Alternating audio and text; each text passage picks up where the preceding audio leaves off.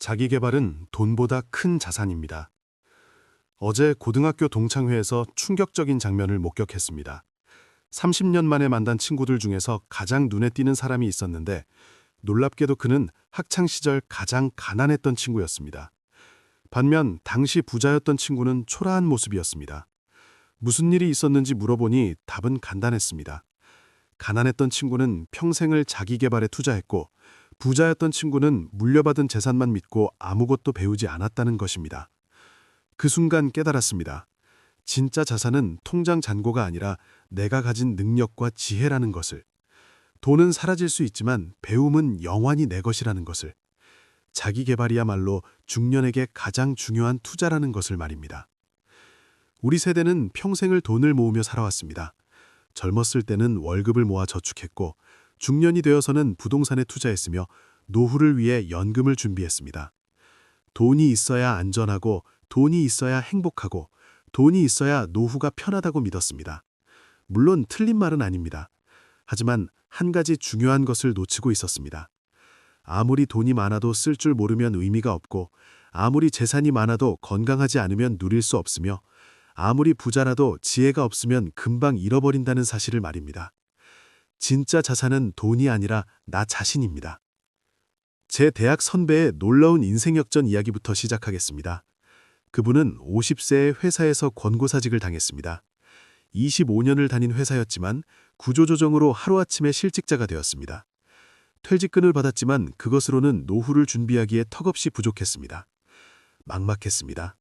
50세에 다시 취업하기는 거의 불가능했고 사업을 하기에는 돈도 경험도 부족했으며 앞으로 어떻게 살아야 할지 막막했습니다. 주변 친구들은 대부분 퇴직금으로 치킨집이나 편의점을 차렸습니다. 하지만 선배님은 다른 선택을 했습니다. 퇴직금의 절반을 자기계발에 투자하기로 한 것입니다. 주변에서는 모두 말렸습니다. 50세에 무슨 자기계발이냐고, 그 돈으로 장사라도 시작하는 게 낫지 않겠느냐고, 배워봤자 어디에 쓰겠느냐고 걱정했습니다. 하지만 선배님은 확신이 있었습니다. 돈은 쓰면 없어지지만 배움은 평생 내 것이라고.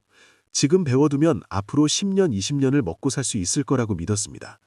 그래서 과감하게 투자했습니다. 영어 회화를 배우고 컴퓨터 프로그래밍을 익히고 온라인 마케팅을 공부하고 유튜브 영상 제작을 배웠습니다. 1년간 매일 학원과 강의를 다니며 새로운 기술을 익혔습니다.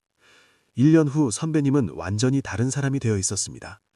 영어로 간단한 의사소통이 가능했고 웹사이트를 직접 만들 수 있었으며 영상 편집도 할 수 있었고 온라인으로 물건을 판매하는 방법도 알게 되었습니다. 그리고 이 모든 것을 활용해서 온라인 쇼핑몰을 시작했습니다. 처음에는 작게 시작했습니다. 하지만 배운 것들을 활용하니 성장이 빨랐습니다. 직접 웹사이트를 만들어서 비용을 절약했고 영상을 직접 제작해서 마케팅했으며 영어를 할 수 있어서 해외 직구도 가능했습니다. 5년이 지난 지금 선배님의 사업은 크게 성공했고 수익도 회사 다닐 때보다 훨씬 많아졌습니다. 선배님은 말씀하십니다. 그때 퇴직금으로 치킨집을 차렸다면 지금쯤 망했을 거라고. 하지만 자기계발에 투자한 덕분에 새로운 인생을 열 수 있었다고. 배움은 절대 배신하지 않는다고 말씀하십니다. 여기서 첫 번째 중요한 진실이 드러납니다. 자기계발은 빼앗길 수 없는 자산입니다. 돈은 사기를 당할 수도 있고 투자에 실패할 수도 있으며 경제 위기로 잃을 수도 있습니다. 부동산도 가격이 떨어질 수 있고 주식도 폭락할 수 있습니다. 하지만 한 번 배운 것은 절대 잃어버리지 않습니다.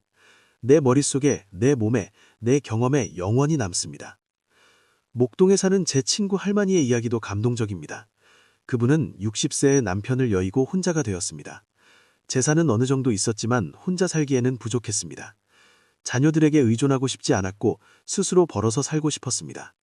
하지만 평생 주부로만 살았기 때문에 별다른 기술이 없었습니다. 할머니는 결심했습니다.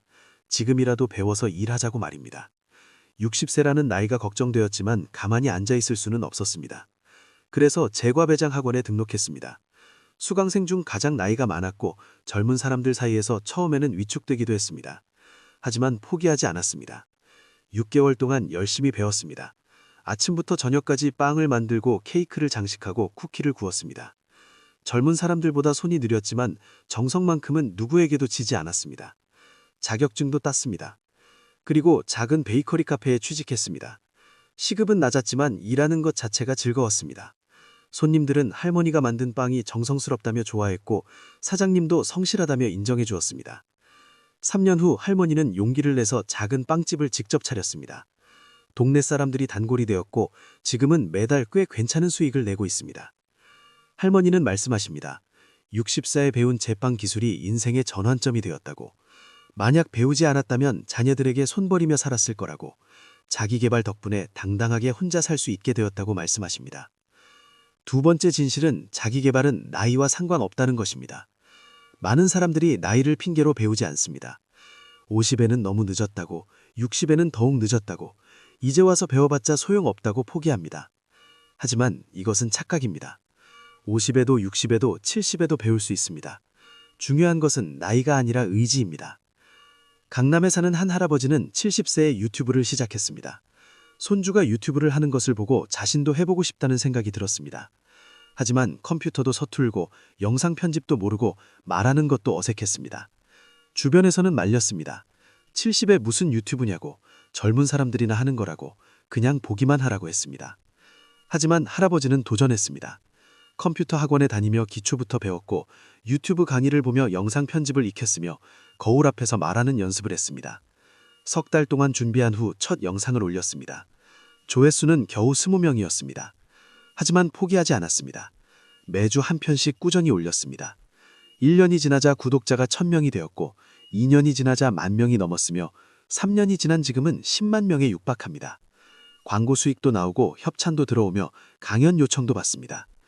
할아버지는 말씀하십니다. 70에 시작한 것이 전혀 늦지 않았다고, 자기 개발에는 나이 제한이 없다고 말씀하십니다. 세 번째 진실은 자기 개발은 복리로 쌓인다는 것입니다. 돈도 복리로 불어나지만 배움도 복리로 쌓입니다. 하나를 배우면 다음 것을 배우기 쉬워지고 2개를 배우면 세 번째는 더 빨리 배우며 계속 배우다 보면 배우는 속도가 점점 빨라집니다. 또한 배운 것들이 서로 연결되어 시너지를 냅니다. 분당에 사는 한 할머니는 55세부터 자기 개발을 시작했습니다. 처음에는 영화를 배웠고 다음에는 컴퓨터를 익혔고 그 다음에는 사진 촬영을 배우고 글쓰기도 공부했습니다. 10년간 꾸준히 배웠습니다. 65세가 된 할머니는 이 모든 것을 활용해서 여행 블로그를 운영합니다. 영어를 할 수 있어서 해외여행이 자유롭고 컴퓨터를 다룰 수 있어서 블로그 관리가 쉬우며 영상을 잘 찍어서 멋진 포스팅을 만들고 글을 잘 써서 사람들이 좋아합니다. 광고 수입과 협찬으로 여행 경비를 충당하고 남은 돈은 용돈으로 씁니다. 할머니는 말씀하십니다. 10년간 배운 것들이 모두 연결되어 지금의 삶을 만들었다고. 자기 개발은 복리로 쌓여서 엄청난 힘이 된다고 말씀하십니다. 네 번째 진실은 자기 개발은 자존감을 높인다는 것입니다. 나이가 들면 자존감이 떨어집니다. 은퇴하면서 사회적 지위를 잃고 신체 능력이 떨어지면서 자신감을 잃으며 자녀들에게 의존하면서 무력감을 느낍니다. 하지만 자기 개발을 하면 달라집니다. 새로운 것을 배우면서 성취감을 느끼고 능력이 생기면서 자신감이 생기며 스스로 무언가를 할 수 있다는 것을 확인하면서 자존감이 회복됩니다. 용인에 사는 한 할아버지는 68세에 목공 기술을 배웠습니다. 평생 사무직으로 일했기 때문에 손으로 무언가를 만들어 본 적이 없었습니다. 하지만 은퇴 후 무료하던 중 동네 문화센터에서 목공 강좌를 발견하고 등록했습니다. 처음에는 서툴렀습니다. 톱질도 제대로 못하고 못도 제대로 박지 못했습니다. 하지만 매주 강좌에 나가며 조금씩 익혔습니다. 6개월 후 첫 작품으로 작은 의자를 만들었습니다. 비록 삐뚤빼뚤했지만 자신이 직접 만든 의자에 앉아보니 감격스러웠습니다. 1년 후에는 손주 책상을 만들어 선물했고 2년 후에는 책장을 만들어 집에 두었으며 지금은 이웃들의 부탁을 받아 가구를 만들어주기도 합니다. 할아버지는 말씀하십니다. 목공을 배우면서 자존감이 회복되었다고, 무언가를 만들 수 있다는 것이 이렇게 뿌듯한 줄 몰랐다고 말씀하십니다. 다섯 번째 진실은 자기 개발은 관계를 풍요롭게 한다는 것입니다. 새로운 것을 배우면 새로운 사람을 만나고 공통 관심사로 대화하며 서로 배우고 가르치는 관계가 형성됩니다. 이런 관계는 나이 들어서 매우 소중합니다. 잠실에 사는 한 할머니는 70세에 시 쓰기를 배우기 시작했습니다. 동네 도서관이 운영하는 시 창작 교실에 다니며 같은 취미를 가진 사람들을 만났습니다. 매주 모여서 시를 쓰고 서로 감상하고 의견을 나누며 우정을 쌓았습니다. 이제 이분들은 할머니의 가장 소중한 친구가 되었습니다. 일주일에 한 번 만나는 것이 가장 큰 즐거움이고 함께 시를 쓰며 인생을 나누는 시간이 행복합니다. 할머니는 말씀하십니다. 자기 개발 덕분에 늙어서도 친구를 만들 수 있었다고, 배움은 관계까지 풍요롭게 만든다고 말씀하십니다. 생각해 보십시오. 여러분은 최근에 무엇을 배우셨습니까? 자기 개발에 투자하고 계십니까? 아니면 돈만 모으고 계십니까? 통장 잔고만 확인하고 계십니까? 돈은 중요합니다. 하지만 돈보다 더 중요한 것은 나 자신입니다. 내가 가진 능력, 내가 쌓은 지혜, 내가 익힌 기술이야말로 진짜 자산입니다. 이것은 누구도 빼앗길 수 없고 경제 위기에도 사라지지 않으며 평생 나와 함께합니다. 지금이라도 늦지 않았습니다. 50이든 60이든 70이든 시작하십시오.